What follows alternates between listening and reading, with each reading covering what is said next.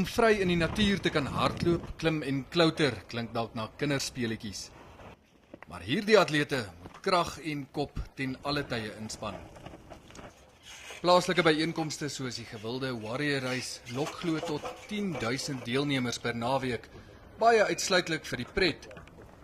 Tog het dit gelei tot die stigting van South African Obstacle Course Racing, 'n onafhanklike beheerliggaam wat nou na topatlete omsien.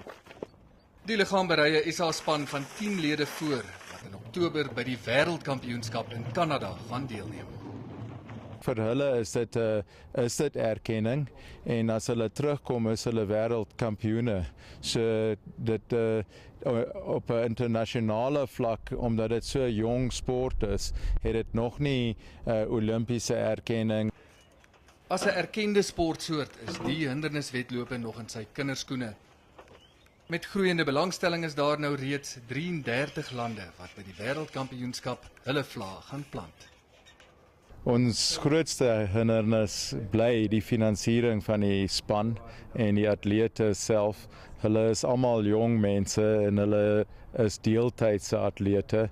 Kos omtrent R30.000 om Kanada toe te gaan vir die week.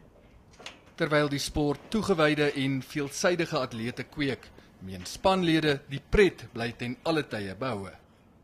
Mens moet kan hardloop eerstens en dan moet jy bietjie kan goed klim en so maar ook soos ons sê mental strength wat jou jouself kan druk. Die snaakste van alles is oralste waar jy loop en jy sien 'n pyp of 'n paal wat oor die pad gaan en dan wil jy kyk of jy hom kan gryp en jouself kan optrek.